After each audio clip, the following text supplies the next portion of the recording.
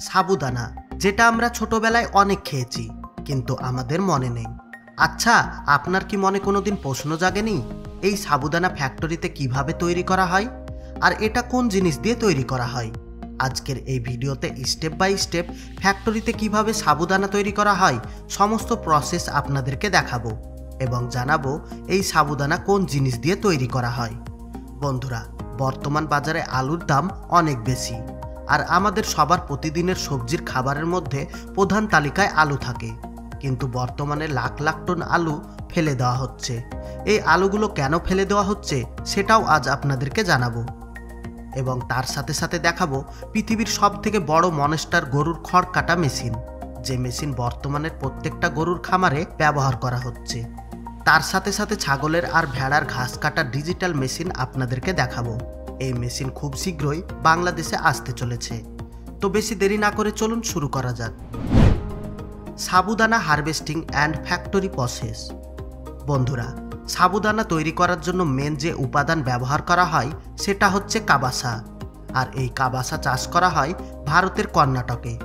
এগুলো দেখতে একদম মূলো গাজরের মতো, কিন্তু মূলো গাজর এগুলো একটি গাছে শুধুমাত্র একটাই পাওয়া যায়, কিন্তু কাবাসার একটি গাছ থেকে অনেকগুলো কাবাসা ফল পাওয়া যায়। আর এই গাছগুলো দেখতে মূলো গাছের মতো নয়, কতকটা শিমুল গাছের মতো দেখতে লাগে। আর এই গাছগুলো হাইটেও খুব বেশি বড় হয় না। এই গাছের তলায় মাটির ভেতর একসঙ্গে অনেকগুলো ফল ধরতে পারে।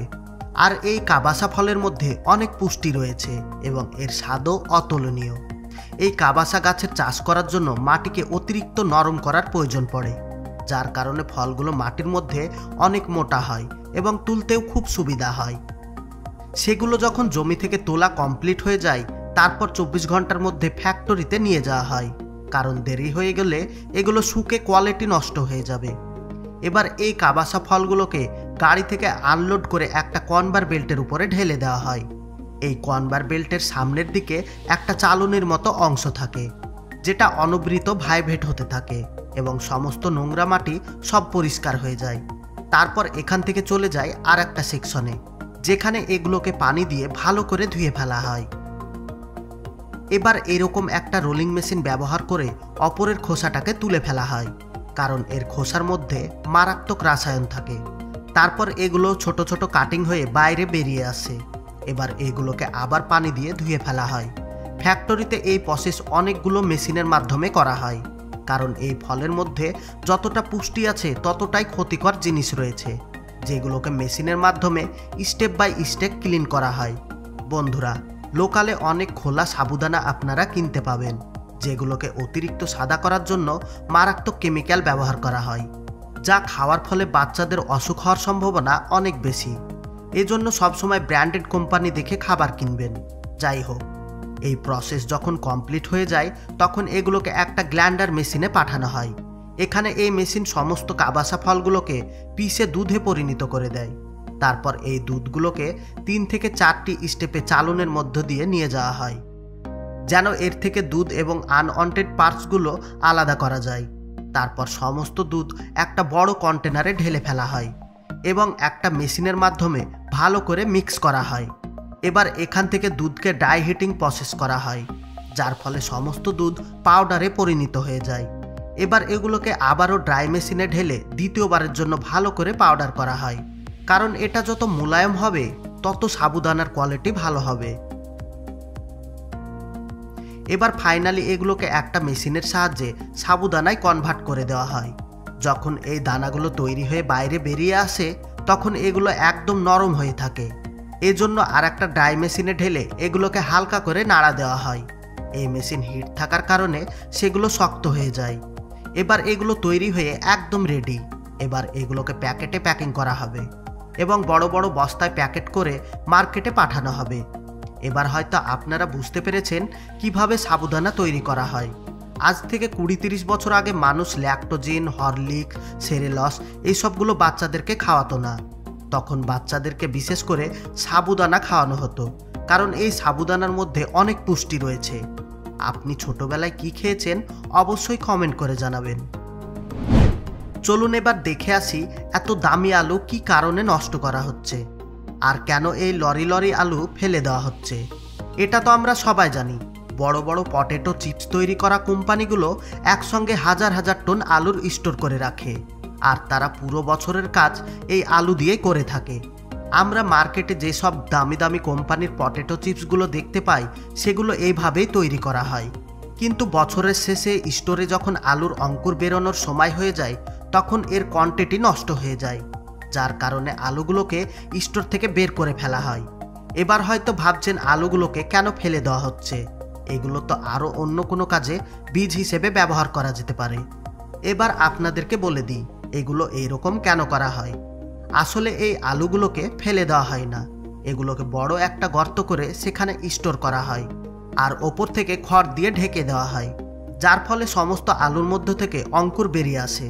যদি আলুগুলোকে স্টোরে রাখা হতো তাহলে অনেক আলু নষ্ট হয়ে যেত, যার কারণে এইরকম পদ্ধতি অবলম্বন করা হয়েছে। এইরকম পদ্ধতি ব্যবহার করার ফলে আলু একটাও নষ্ট হয় না, সমস্ত আলু থেকে গাছ বেরিয়ে যায়। এবার এই সমস্ত আলুগুলোকে আবার দ্বিতীয়বারের জন্য জমিতে রোপণ করা হয়, যার ফলে আবার দ্বিতীয়বারের জন্য ভালো কোয়ালিটির আলু উৎপাদন হয়। বড় বড় পটেটো চিপস কোম্পানিগুলো তাদের চিপসের কোয়ালিটি ভালো করার জন্য তারা নিজেরাই এইভাবে আলুর চাষ করে থাকে। অটোমেটিক গাছ ফিডার।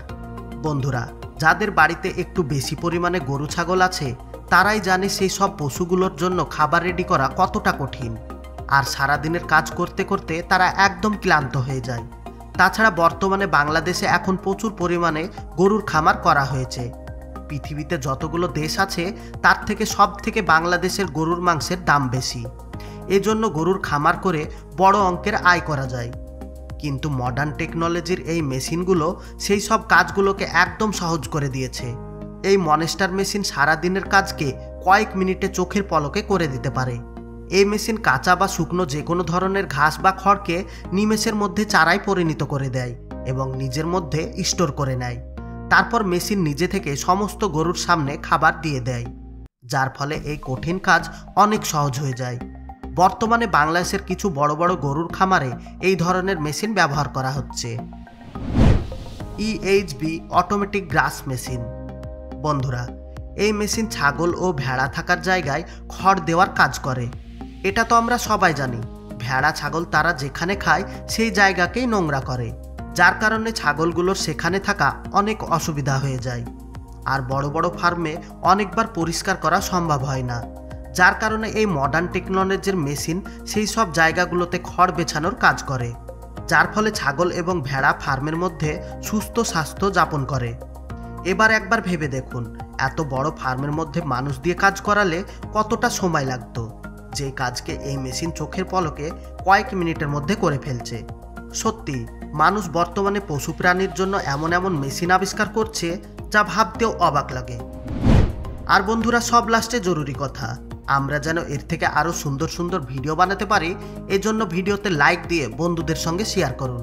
আর আপনি যদি আমাদের চ্যানেলে নতুন হয়ে থাকেন তাহলে চ্যানেলটাকে সাবস্ক্রাইব করে অল নোটিফিকেশন সিলেক্ট করুন, যাতে আমাদের পরবর্তী ভিডিও আপলোড করার সঙ্গে সঙ্গে আপনি সবার আগে দেখতে পারেন। এতক্ষণ পর্যন্ত সঙ্গে থাকার জন্য আপনাকে অসংখ্য ধন্যবাদ।